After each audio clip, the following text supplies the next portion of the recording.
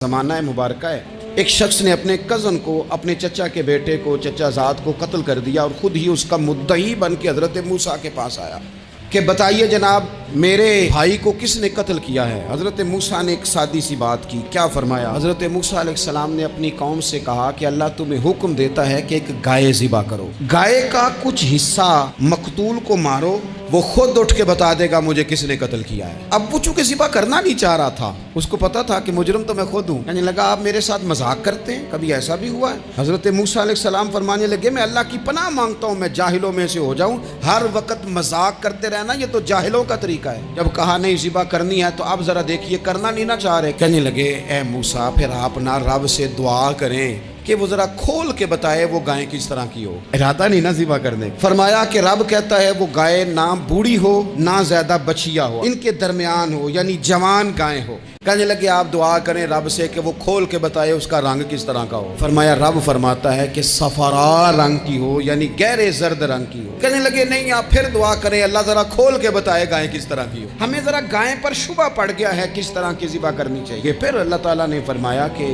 गाय इस तरह की हो कि वो कभी खेती में ना चलाई गई हो, कभी काम ना उससे लिया गया हो। बैल को लोग लगाते थे ना, जो काम आज ट्रैक्टर से लिया जाता है वो गाय बैल से लिया जाता था, तो वो खेती बाड़ी के काम ना उसको लगाया गया हो और ना उससे पानी निकाला गया हो, वो हर ऐब से पाक होनी चाहिए। अब कहने लगे अब आप सही बात लेके आए, अब सवाल खत्म हो गए ना।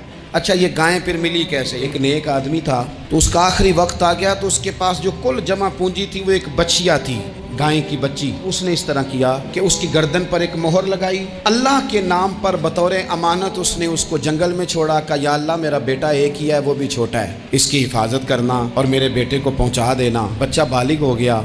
उसकी माँ ने कहा बेटा जो अमानतें रब के पास रखवाई जाए ना उनमें खयानतें नहीं हुआ करती, जा जाके जंगल में आवाज़ दे तेरी गाय वापस आ जाएगी। उसने जाके जंगल में आवाज़ दी कि वो जो मेरे बाप ने अमानत रखवाई थी वो किधर है। वो निशान लगी हुई गाय दौड़ती हुई उसके पास आई, वो गाय आ गई। अब वो बनी इसराइल वाले ढूंढते ढूंढते पहुंच गए। कहा जनाब गाय 3 दिनार किया 6 ले लो। उसने कहा ना भाई, ज़िबा करूंगा, गोश्त निकालूंगा, जितना वजन गोश्त का इतने पैसे भरोगे खाल में तो फिर गाय तुम्हें मिलेगी। अब मजबूर थे, क्या करते। नबी पाक सल्लल्लाहु अलैहि वसल्लम ने फरमाया सुनो जवानों, नबी पाक अलैहिस्सलाम ने फरमाया अगर बनी इसराइल वाले ज्यादा सवाल ना करते तो इतनी मुश्किल का शिकार ना होते। इन्होंने सवाल इतने किए, चारा नहीं है अब इनके लिए कि ये इधर उधर जा सके, मजबूरी बन गई, यही गाय खरीदनी है, यही ले जानी है। अब इतना सारा माल जमा करके वो गाय खरीदी, ज़िबा की, तो मकतूल को जब उसका एक हिस्सा मारा तो